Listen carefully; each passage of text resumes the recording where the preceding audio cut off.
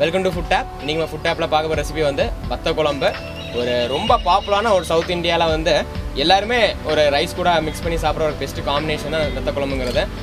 நிறைய பேர் ரொம்ப சர்ச் பண்ணுவாங்க ஒரு பியூட்டிஃபுல் ரெசிபி கிடைக்கிறதுக்காக. அது நம்ம வந்து நீங்கள் தமிழ்நாடு ஸ்டைலு ஒரு காரைக்குடி ஸ்டைலில் இந்த வத்த குழம்பு வந்து நீங்கள் தயார் பண்ண போகிறோம். ஸோ ஃபஸ்ட்டு வந்து இந்த வத்த குழம்பு நம்ம ப்ராசஸ் ஸ்டார்ட் பண்ணிடலாம். முதல்ல வந்து ஒரு மசாலா ஒன்று ரெடி பண்ண போகிறேன். வத்த குழம்பு மசாலா ஒரு கடாயை வச்சுக்கோங்க. இதை வந்து கொஞ்சமாக எண்ணெய் ஊற்றிக்கணும். கொஞ்சம் எண்ணெய் ஊற்றிட்டு இந்த எண்ணெய் சூடான உடனே என்னெல்லாம் சேர்க்கணும்னு பார்த்தீங்கன்னா கொஞ்சம் தேங்காய் சேர்த்துக்கணும், கொஞ்சம் மல்லி விதை சேர்த்துக்கணும், சீரகம், சோம்பு, அதோட வத்த மிளகா, கொஞ்சம் வெந்தயம், கொஞ்சம் மஞ்சத்தூள் இதெல்லாம் சேர்த்து அதுக்கூட கொஞ்சம் தேங்காயும் சேர்த்து லைட்டாக ஃப்ரை பண்ணி விடணும்.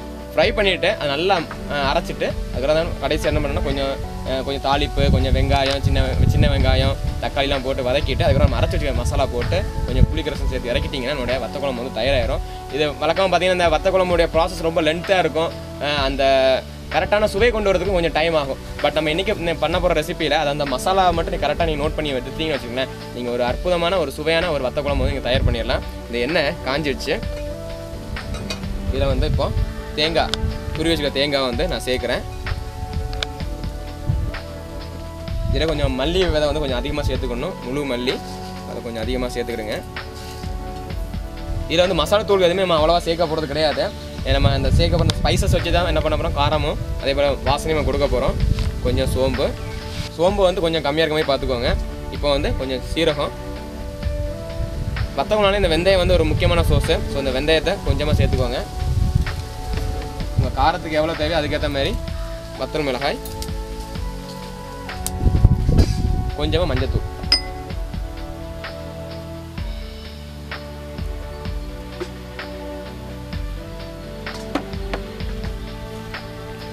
போட்டு ஃப்ரை பண்ணி விடலாம்.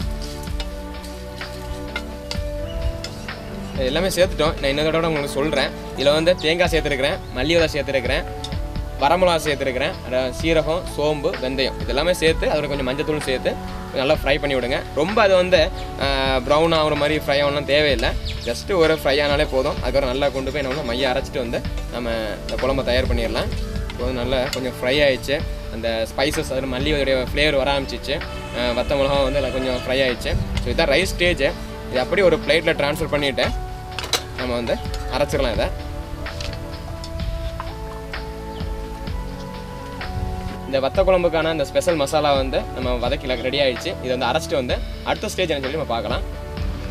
இந்த மசாலா அரைச்சி வரத டைமுக்குள்ளே நம்ம வந்து ஒரு தாளிசமாக ரெடி பண்ணிடுவோம். அதாவது வத்த குழம்புக்கு தேவையான தாளிசம் ரெடி பண்ணிடலாம். இப்போ கொஞ்சமாக எண்ணெய் ஊற்றுறேன், அதாவது நல்லெண்ணெய் ஊற்றுறேன். நான் கொஞ்சம் வத்த குழம்புக்கு வந்து நான் அதிகமாகவே கொஞ்சம் எண்ணெய் தேவைப்படும். அதனால் கொஞ்சம் அதிகமாகவே கொஞ்சம் எண்ணெய் ஊற்றிட்டு இந்த ஊற்று நல்லெண்ணெய் சூடான உடனே கொஞ்சமாக தாளிப்புக்காக வெந்தயம் கொஞ்சம் சேர்க்குறேன், கொஞ்சமாக சோம்பு,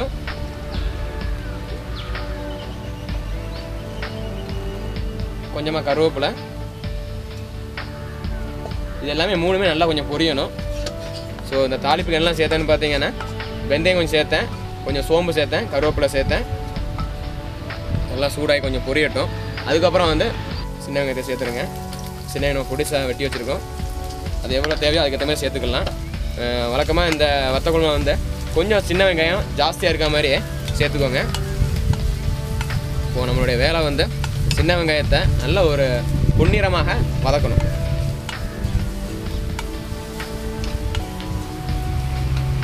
நம்ம போட்டிருக்க இந்த சின்ன வெங்காயம் இப்போ நல்லா கோல்டன் ஃப்ரை ஆகிடுச்சு. அதே ஸ்டேஜில் வந்து நம்ம மசாலா வந்து ஏற்கனவே கொடுத்துட்டோம். பார்த்திங்கன்னா அந்த மசாலா நல்லா அரைச்சி தயாராக வந்துடுச்சு. அதில் கொஞ்சம் என்ன பண்ணால் தண்ணி ஊற்றி லைட்டாக கரைச்சி வச்சுக்கிறோம். இந்த அரைச்ச மசாலா வந்து என்ன பண்ணணும்னா பொன்னிறமாக வதங்கின சின்ன வெங்காயத்தோட சேர்த்துக்கணும்.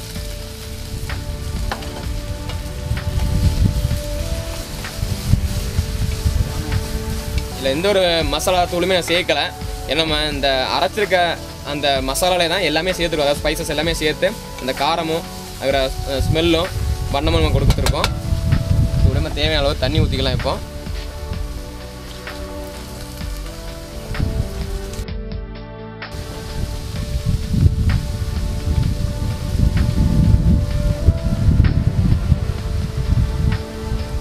இதில் கொஞ்சம் தக்காளி, தேவையான அளவு உப்பு சேர்த்துக்கணும். ஒரு 50% அந்த வத்த குழம்புடைய ப்ராசஸ் வந்து முடிஞ்சிடுச்சு. இந்த மசாலா நல்லா கொதிக்க ஆரம்பிச்சிச்சு. ஸோ இந்த ஸ்டேஜில் வந்து நம்ம கரைச்சி வச்சுக்க அந்த புளி கரைசலை தேவைக்கேற்ப நம்ம ஊற்றிக்கிடணும்.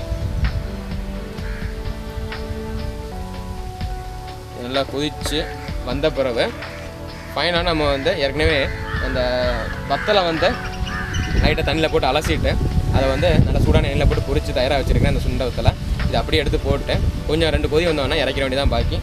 இப்போ அந்த வத்த குழம்பு நல்லா கொதிக்க ஆரம்பிச்சிச்சு.